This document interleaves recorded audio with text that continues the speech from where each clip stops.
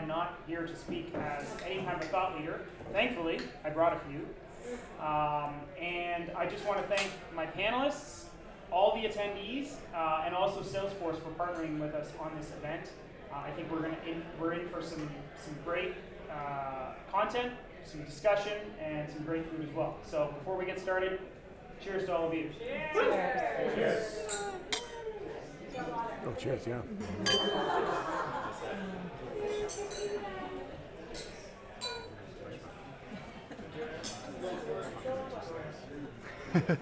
So I'll start by introducing our panelists here. I am joined left to right by Aaron Dunn, who is Chief of Growth at ScalePath, Nichole Mace, who is VP of Product Growth at Pendo, and Kurt Townsend, who is Director of Growth at OpenView Partners. So if you came here to learn about PLG, you couldn't ask for a better crew. And to get things started, I thought to ask the same question to the group, and it's rooted in users. So when we talk about PLG, we're very interested in our users and what their feedback is and trying to lead them to that aha moment. So I thought to ask each of you, you're all very bright, ambitious people, your careers could have taken you different places. What was that aha moment where you sort of realized, hey, there's something to this PLG like I want to focus my career on? Aaron, we'll start with you. Thank God you said PLG, because I don't know how I got into marketing, but can you hear me? Is this mic working at all? I can't tell. I can hear you. You can be louder. Speak louder. Talk louder. Got it. Okay, this is not going to be awkward even a little bit, but got it. So I'll be honest, I sort of fell into PLG, as I think many of you who have been in marketing a long time. Things happen to you. I feel a little bit like Forrest Gump. I've been involved in the content marketing, inbound marketing, account-based marketing, PLG, and I sort of just call it good marketing. The name's changed. Somebody much smarter than me will give it an acronym at the right time. But I've sort of seen a lot of different models. And I didn't know that PLG was happening to me, to be perfectly honest. I worked for an OpenView portfolio company called Intronus, and the lead partner at OpenView was telling us about all these amazing things and how we should really focus on our free trial experience and getting people into the trial, and then that would generate amazing riches. And this was in 2013, 14, 15, and now they've dubbed that PLG. So I'm like, great. So it sort of happened to me, but I think it's fascinating. We'll talk more about why I think that's fascinating, but it's a really interesting opportunity. It's a really interesting time in the market to be thinking about using your product to drive accelerated growth. So it's a lot of fun, I can tell you that. Awesome. Can you hear me? Closer. Louder. Closer? Can you hear me now? Louder. Can Just you hear me? yell. Show directly. Is it still red? It's red. Here. Oh yeah. Hold it down. Hold the button down on the red one. You just keep doing it, I guess. Said we were PLG thought leaders, not AV thought leaders. I actually told Adrian this story, and he said, well, you have to share this. So one of my sort of most amazing PLG experiences was when I was at LogMeIn. LastPass was my product. Anyone here use LastPass? Yes. Yeah? Oh, yeah, awesome. You may know me as the face of the LastPass paywall. So about a couple years ago, if it happened to you, you can raise your hand when you realize that you were part of the paywall. LogMeIn was bought by Francisco Partners, and they rightly looked at LastPass and said, oh my gosh, you have millions of active users. We had 6.5 million active users, and you've not monetized enough of them. So you need to figure out how to monetize them. And your job is to figure that out, and we looked at, well, we could put in a bunch of little paywalls, or we could put in a really big paywall. So we took every engineer off what they were working on the consumer side, and we put in an unbelievable paywall. And our job, we had to monetize it, and it didn't really feel good. You don't ever want to do something not good to your users, but from a business standpoint, of course, you need to do that. So what we did, we really tried to create the best possible experience for a paywall. And we did things like we notified people way up front and said, hey, this is going to happen. You're going to have to choose mobile or desktop really soon. You have 30 days. And then when we hit the 30 days, we let them choose. You can try out mobile for a little bit, then you can switch back to desktop. We really wanted to make it as nice as possible. We did a massive amount of usability testing, including all the marketing messages, the whole experience, to try to soften the blow.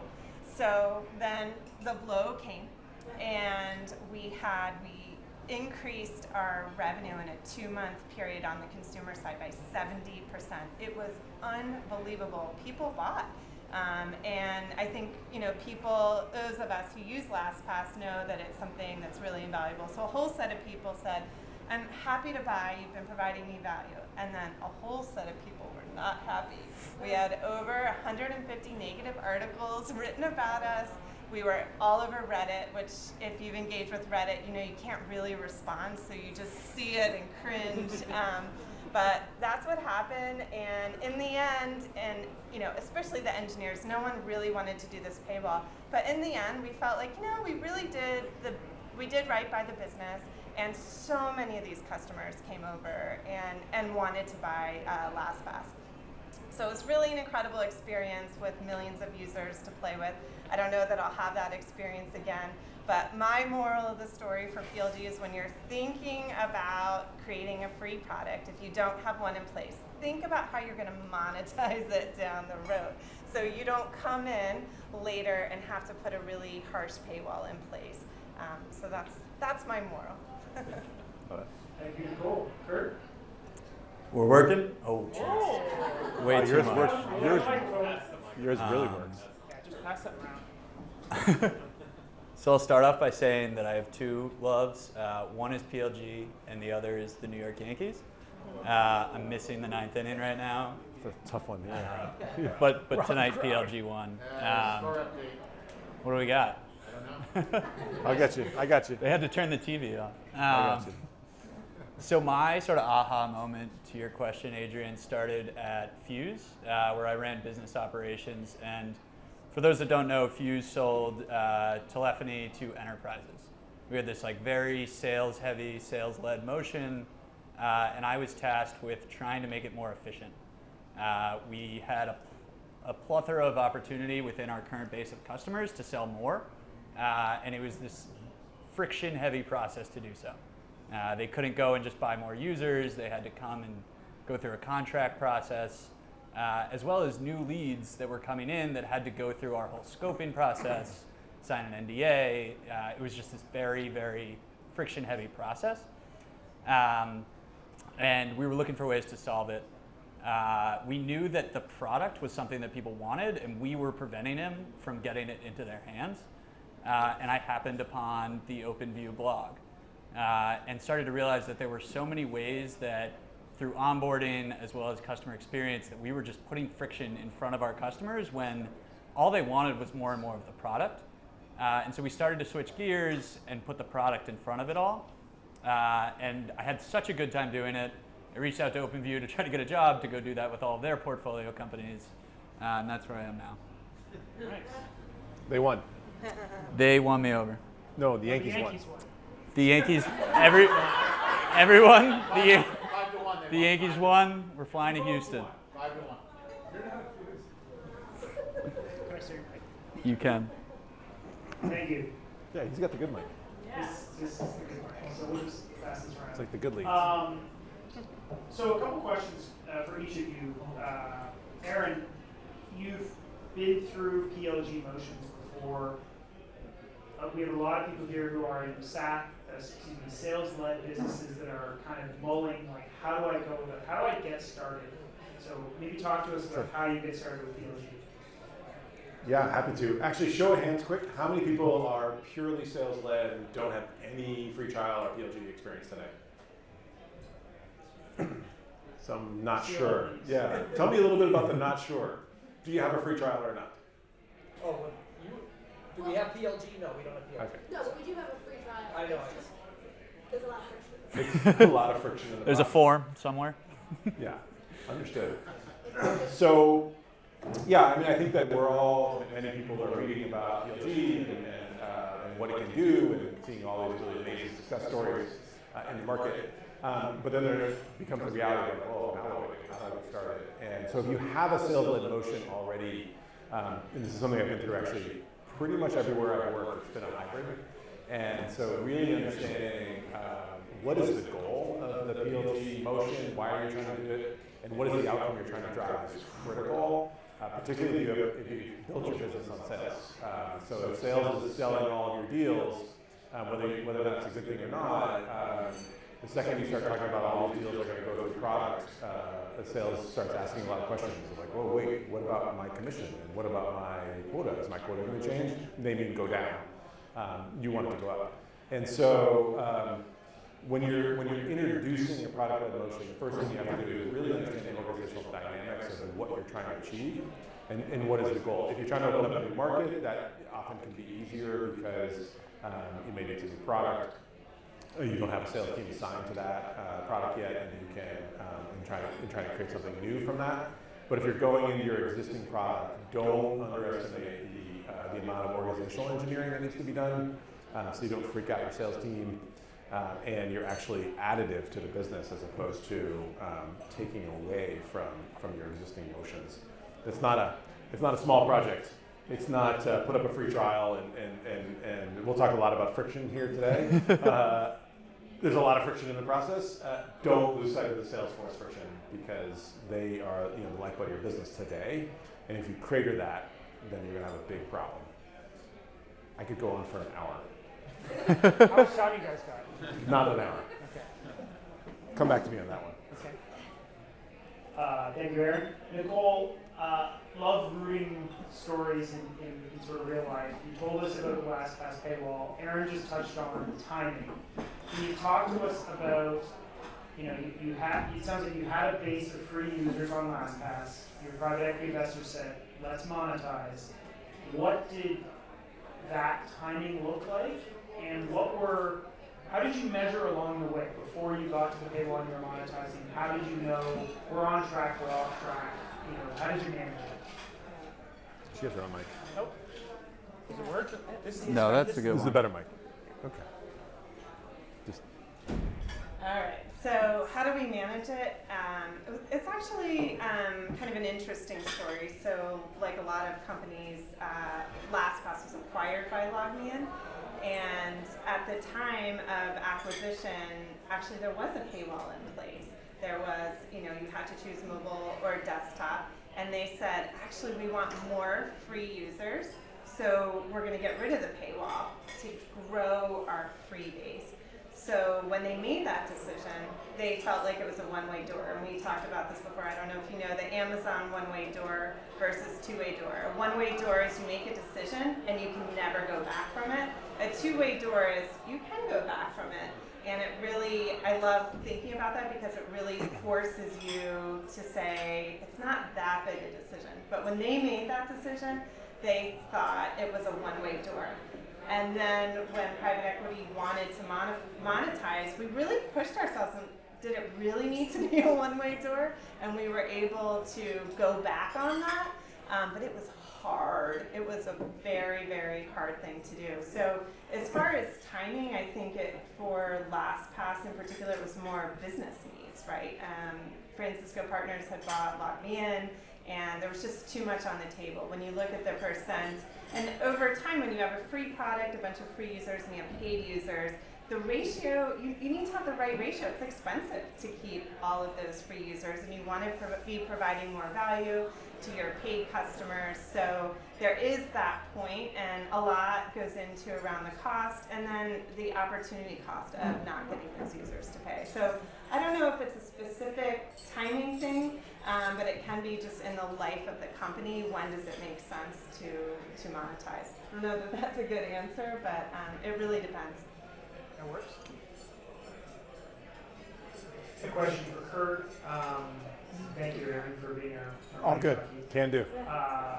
OpenView invests in both native PLG companies as well as sales-led SaaS companies that have strong PLG potential. True? Correct. Yeah. So as the investor, what do you look for when you're looking at a sales-led SaaS company and say, hey, this has got strong PLG potential? Yeah, it's a great question. I think there are things that companies do well that we identify, and then there are things that companies do poorly that we identify, and both sort of speak to that potential. So one example is probably LastPass is a good example. We'll go talk to end users, and not like the manager who bought the product or the CTO. We'll go talk to the engineer or the accountant that's actually using the software on a daily basis, and we'll ask them, what would it feel like if we took this away from you? And if somebody got LastPass taken away from them, they'd freak out, right? And so you start to see signs like that of like the value the product is actually delivering is so high that the real problem is getting that user to that value as quickly as you possibly can. And so that's one of the signs of potential. The other side is we'll listen to like things like gong calls. And we'll hear customers on the call that look ready to buy, and they're saying that they're ready to buy, but there's this process in place where, well, we need to bring in a solutions consultant, and you haven't seen this part of the demo, and the company themselves are putting friction into the sales process, which is just another sign that if customers are recognizing they're ready to buy before you're really like willing to let them buy, that's just one of those signs that's like, okay, we can streamline this process. Like, we don't need to have a 6-month sales cycle. We can cut that down to 2 months for, half of our segment or whatever it is. That's so true. I'm just going to jump in if that's okay. Yeah, Okay, great. So that's See, the mic, I get to pass the mic goes so, through you. So the amazing thing about it is, most recently, up until August, I worked for a company called Care Academy, which is in the training space and compliance space for caregiver training for home care agencies. And people were like, there's no way that anybody would ever buy this product just by putting in a credit card and never talking to a salesperson. And we said, well, if we don't do it, someone else is going to do it to us. So it might as well be us. And so we put up a trial, and we put up a way, very, very hacked together, rudimentary way to actually buy the product. And sure enough, people did it. And so, buyer behavior is changing pretty dramatically, and you can lead it or you can follow it, and it's much better to lead it. But it's really hard, and understanding what that user behavior is. You mentioned the moment of aha. Don't assume that you know what the moment of aha is, because it's probably a little different than what you think it is. We took a look at what our sales people thought it was. Then we talked to our customer success people about what they were hearing from the customers. And then we watched usage patterns. We didn't actually have Pendo then. We should have. But we talked to a whole bunch of customers to figure out what was the moment where they said, yeah. The question we asked is, in a sales call, when does the prospect lean forward? We've all been there, right? We've all been buyers too. Like, board. Oh wait, that's interesting. What was that moment? When did the prospect lean forward and say, all right, tell me more about that? And it's different. There's probably 3 or 4 moments, depending on your products and your buying motion, but listen for that, find that, and then drive your customers, your prospects to that moment. I feel very pressured. Ask one question, pass it right back to you, Aaron. You talk about users, and it's so crucial to the motion, and I think sales-led isn't as accustomed to that. Talk to us about balancing the qualitative and the quantitative. I think if Nichole, it was on your LinkedIn, where it's like the quantitative user data, or usage data, with the qualitative feedback. How do you navigate that intersection to actually take actionable insights and drive PLG forward? That was to her, right? Sure. I'm very good at this. Yeah, I mean, that's really when it's magical, right? When you hear from customers, whether you're doing interviews or usability testing, and you get some direction, like, wow, this might actually be happening. And then to be able to dig into the numbers and to actually be able to prove and create a case that there is an opportunity here or there. I mean, I think, in many products with product-led growth, you are trying to find that aha experience. You are trying to find that silver bullet of, if they only saw this feature in my product, then they would actually go ahead and buy. And so a lot of times you can look at the data and it's like not quite gelling, right? It's helpful, but when you put together what you hear in interviews and usability testing with that data, that's when you can really get your arms around, it's this feature, right? Like we knew, for example, with LastPass that our sort of silver bullet feature nobody really knew about, which was dark web monitoring. Everyone said when you would ask them in an interview, yes, I definitely want that. And we would see if people went there, they would buy. They would retain longer. But our challenge was to get people to that feature. But having both of those together was great. And then we were able to guide the user right in. I wouldn't say that was the aha moment, but that was the moment.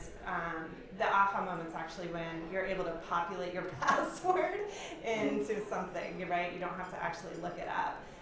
But really driving people to the feature that you know is going to keep them is really critical. So, while we have all this data today, there really is nothing better than layering on that qualitative with it. For sure. I think that at Care Academy, we heard that our compliance reporting, push button compliance reporting, if you understand anything about caregiving and home care agencies, there's 50 states, 50 different rules, plus the federal government has their own rules, and then depending on whether or not you pay yourself for the care or whether or not Medicare covers it is a whole other set of rules. And we had a really sophisticated reporting engine, so we could deliver the compliance report that they needed for the audit. And people love that. And so we said, all right, cool, that's a moment where people lean forward and go, I want to buy. Great, let's get people to that. And we got a whole bunch of people to that, but wouldn't you know it, the report was blank. Because if you haven't taken any classes to say, hey, I've met my audit requirements, so we're showing you a blank report, that's not a great experience. And so we wound up having to drive a whole bunch of engineering work to basically populate a report and say, okay, this is what it would look like. And maybe you should go take a class or two. But the problem was you actually had to finish a class. And I don't know, if you're evaluating software, you don't have an hour or two to watch a class about something you don't necessarily need. So this is where the data tells you one thing, but then you also need to experience it yourself to understand what's happening there. It's that balance for sure. That was a lot of pressure. I hope you have something to say. I do. Good. Yankees won. Yo, Yankees! I am more than just a Yankee fan. I look at the qualitative feedback as a really awesome breeding ground for tests that you can go run. And so if someone says, I really started to love this product, or I would never churn off this product once I realized that it was really easy to integrate with all of my other tools. We would take that information with a lot of the companies that we work with, and we would say, okay, so how can we see that in the data? How can we see which companies are actually getting to that point? And so with one of our companies, Pipefy, we looked at how many days does it take for them to set up an integration? And we realized that companies that do set up an integration are much more likely to buy more, they're much less likely to churn. Okay, what tests can we run to try to get users to put an integration in earlier? And then can we see that other customers that do that are also having that same behavior of expanding more, churning less. And so I think the qualitative is an awesome place to start, but then you need to tie that back to the data to actually start testing, doing tests and seeing if they're actually going to work. Thank you, Kurt. I'm going to pass it right back to you, and maybe we'll come down this way. PLG reminds me a bit about a couple years ago, ADM, ADX, whereas a lot of companies want to do it, and it represents a shift in mindset and strategy and execution. And above all else, really requires alignment internally, cross-functionally. Talk to us, if you will, about best practices for driving that alignment to get everyone kind of marching in the same direction. Yeah, it's really tricky. It's a problem that every enterprise deals with, whether it's PLG or some other big task. When I was at Fuse, one of the first things that I did was establish a program management office, which do any of you have like a PMO or anything like that to work cross-functionally today? Yeah. When we started, we tried to collect all of the projects that were going on cross-functionally.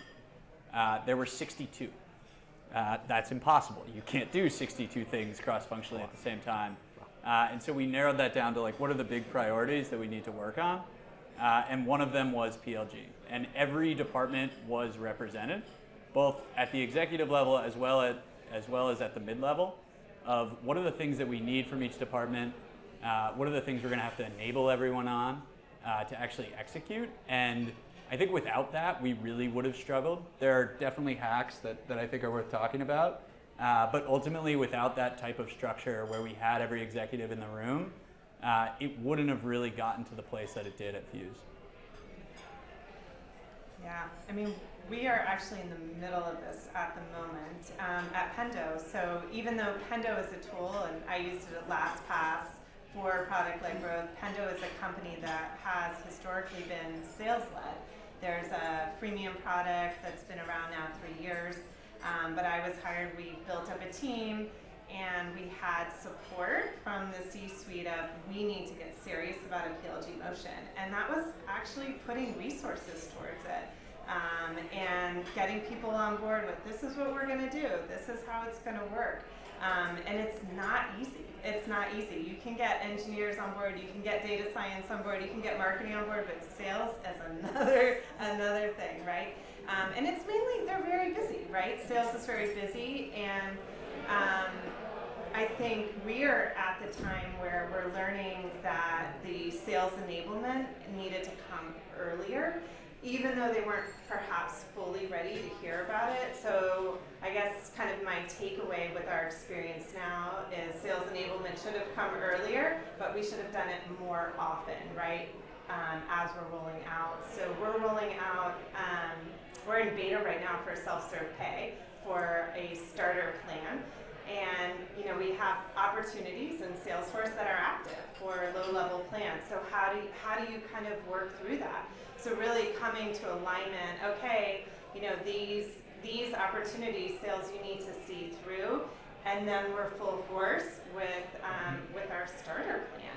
So it's trying to figure that out, but then also talking a lot about the value for sales as you're moving forward. The flywheel is amazing, right? In many ways, not only free, but just that early entry into something you're going to self-serve pay for is actually a super PQL.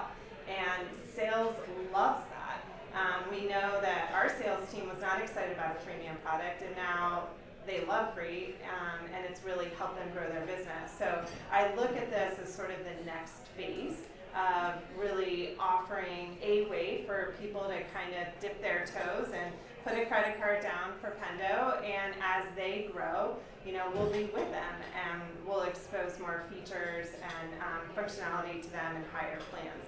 But it's not easy. It is not easy. I always think it might be easier if you start first PLG and layer on sales, because it's just a massive shift in the organization. Even though intuitively people do understand and agree, yes, these really down market sales, it should be PLG, right? We shouldn't put too much of our effort into those. Let's just get them started. It's just still a big shift in the organization. So we're in learning phase. But my one thing is sales enablement, do as much of that as you can along the way. I agree, 100%. And the big difference between what you started with around ABM or inbound or whatever is that's largely can be driven by marketing and maybe marketing and sales, but shifting into a PLG motion is a whole business opportunity. And if you're in marketing or in growth and you're trying to do it alone, it's going to be really hard to be successful. You need the whole organization. You need product. You need sales. You need customer success all on board with you in whatever form that takes in your company. And it's a big cross-functional project. We struggled a little bit in the early days when I first joined Care Academy because we were operating in silos. So marketing was doing some things, customer success was doing some things, and product was doing something completely different, and we were all out of phase. So I joined and I said, all right, sat down with my director of demand gen and said, cool, we're going to start a free trial. And I built this massive, I should have brought it with me actually, this massive piece of paper really, remember what those are, pieces of paper? And in red, I circled every place that there was a point of friction. And then I sat down with my product leader and said, cool, which one of these can we attack first? And he's like, great, I can get to that in 4 months. I was like, yeah, but I want to do that now. And he's like, can't do it, right? Roadmap's committed. 4 months later, he came back to me and said, great, I'm ready to tackle this. And I was like, yeah, but we've moved on. We've got this big launch next week. And meanwhile, customer success was doing whatever they were doing. And so we were out of phase. So we took a moment, actually, and had some great insight from from somebody at a company called Cybrary about what they had done. We created a little bit of a growth team. We hacked it together. It wasn't organizationally mandated. We just took a marketer, we took a customer success person, we took a product person, and we put them in a box and said, go do some stuff. We don't know what you should do, but just go do it. You figure it out. And so they started working in sprints, and they had the sort of a testing mindset. And it was our first real sort of cross-functional project, and we got so many things done. One of the big points of friction was after you signed up, we dumped you on this random page that made perfectly great sense if you had just bought the product through sales, but made absolutely no sense if you had never talked to sales. And oh, actually, that's not true. We also send you an email with your login. Well, I mean, that just dies, right? If those of you who know Rapid7, we're based here in Boston, they learned that a long time ago. Just don't send people an email with their login. Let them into the product right away. Well, that's hard work. And so we had to engineer that out. And it wasn't until we really started thinking cross-functionally and putting people and aligning them around a goal did we really start to see that effort improve.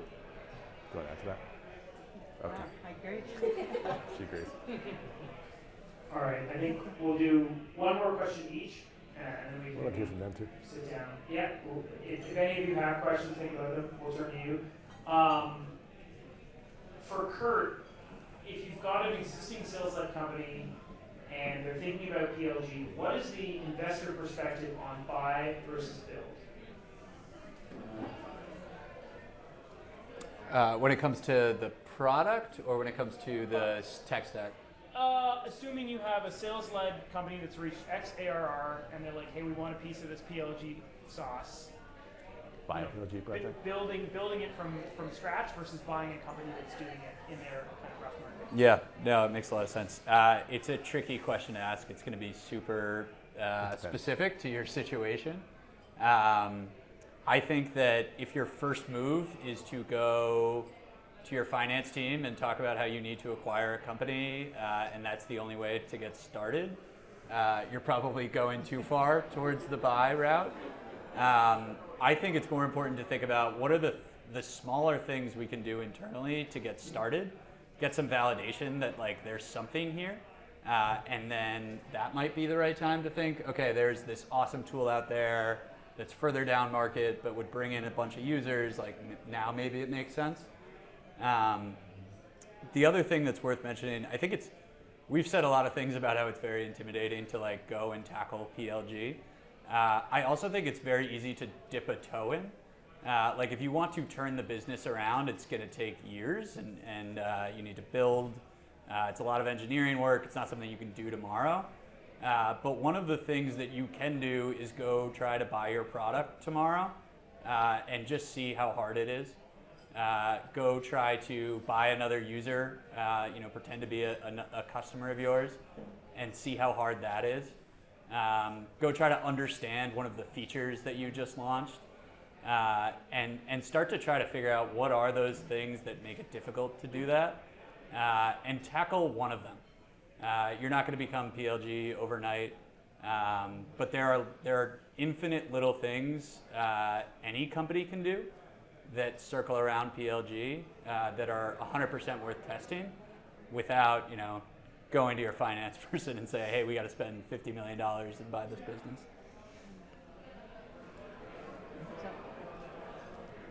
I was going to lob a softball and say, what's one little thing one action people could take leaving here with PLG? And I think you just answered the question, which is, go buy your own product and audit the friction. Any questions from the audience for the panel here? I have a few questions, but I think the most recent one that came to mind is, how do you do bits of PLG? So it is an entire experience, an entire process beginning, middle, and end. And I thought I heard you mention try one. That's not PLG, is it? That's in your world. Yeah. You want to take that? I hate gatekeeping PLG to say, like, the worst conversation we could have in this room is like, is it PLG or is that not, right? Like, if I don't have a free trial, like, am I still able to be PLG? Or if I just have a free trial, am I suddenly PLG? The simplest way to think about it is your product is the leading motion towards attracting, retaining, and expanding customers, right? And so that can mean infinite things. There are multiple sections to a customer like fully adopting your product. One of them is starting, right? They go to your website. What are they clicking? What's the call to action? Are they finding what they're looking for? When they look at the language on your website, does it seem like it's a product for them? The next is sort of activating. So like, what is that aha moment? What do we think is the thing that users do to realize that there's value in this product? The next is converting a user, right? So like, where is that paywall? Do they feel like they're paying for something that they've already gotten value for? Or are they sort of taking a gamble?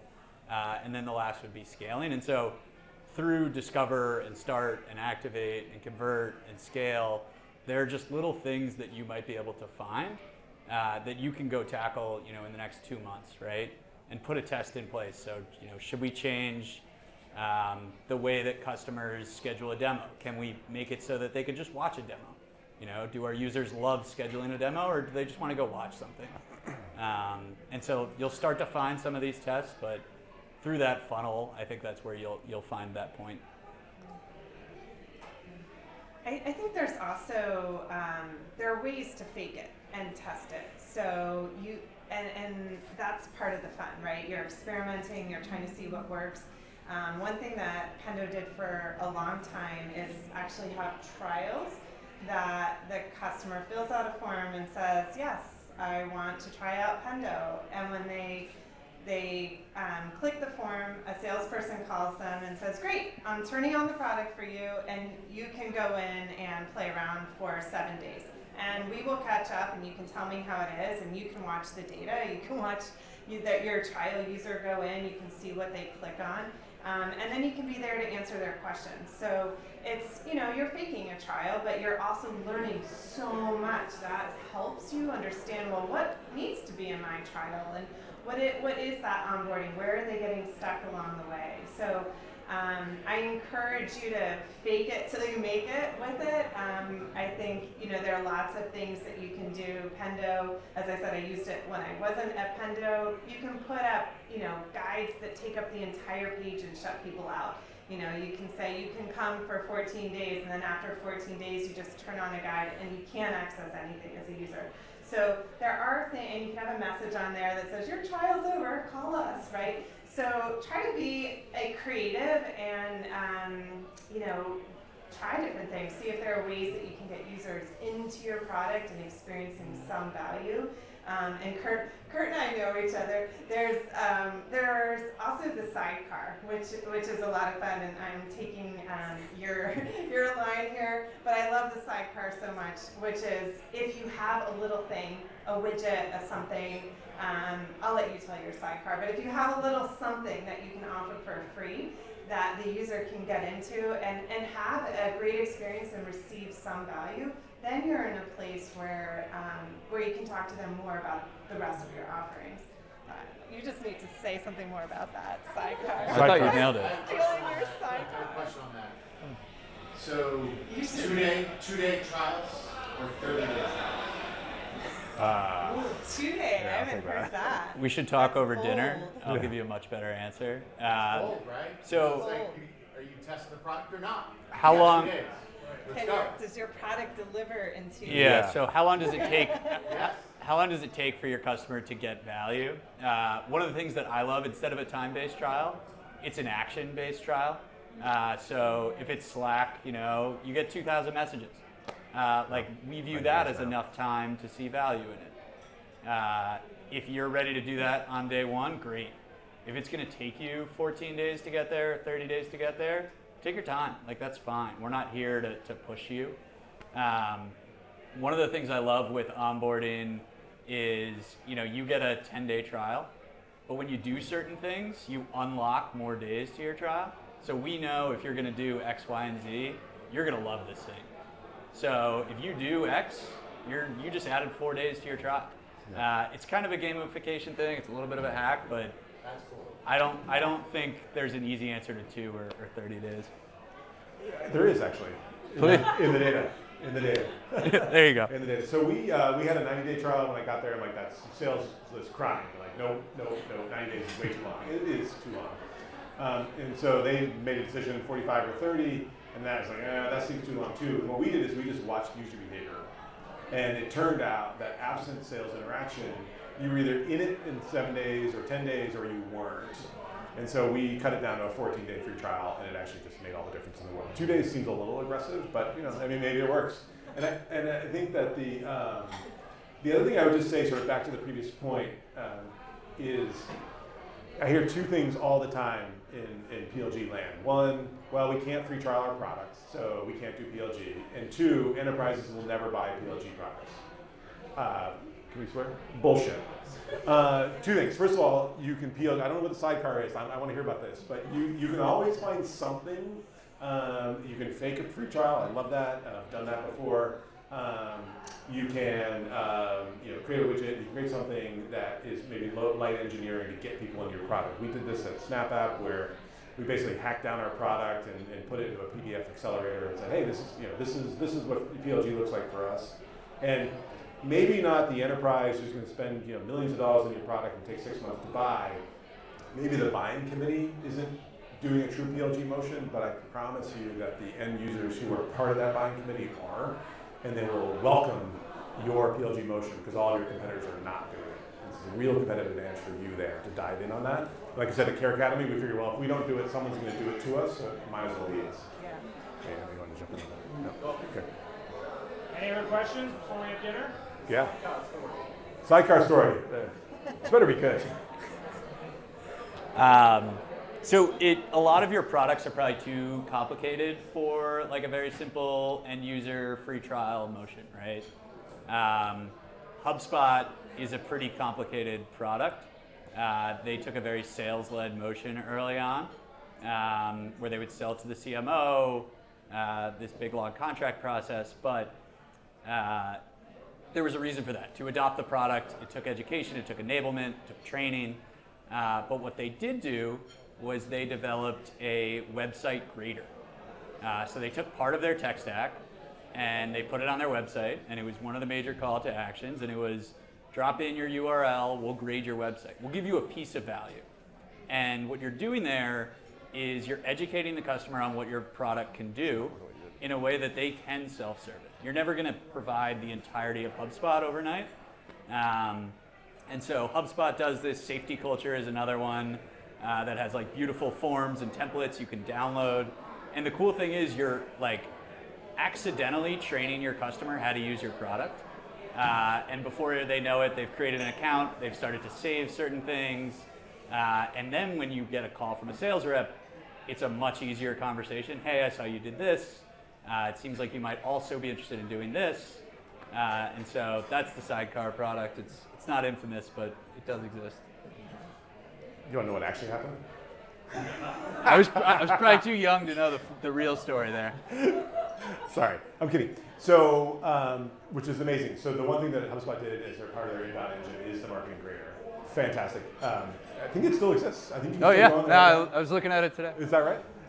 In the early days, you put in your URL and you put in an email address, and you got, I'm pretty sure Mike Volpe typed this up in his spare time. You got an email back with like 25 things that were wrong with your website. And like, it wasn't a PLG motion because you couldn't actually get another product from there per se, but it was incredibly valuable, and it was super hacked. And I don't know that this article exists, but I did a whole series of articles way back in the day called The Wayback Machine. And so Mike Volpe talks about when he was still at HubSpot, he's like, oh, we've got 1 million users, and we've got all this other stuff. We've got our blog is getting 1 million visits a month. And I raised my hand and said, hey, Mike, what did you do when you were employee number 6 that got you to this point? Because we're all employee number 6. We're not where you are today. And he's like, marketing grader. But then they launched Sidekick, because that's not where you're going. So Sidekick was their first sales product, which was free, and it was targeted at salespeople. And that was their first attempt to get salespeople to use the product and be, and then it became leads for them. I think Yesware did this kind of a little bit too, where get a whole bunch of salespeople using it, And then, cool, we're going to roll that up into CRM, which is a much more of a true product led motion in the end. But a lot of interesting things. HubSpot's a great case study. We should just talk about them all. Next session on HubSpot. Great. Can I get a round of applause for our panelists here?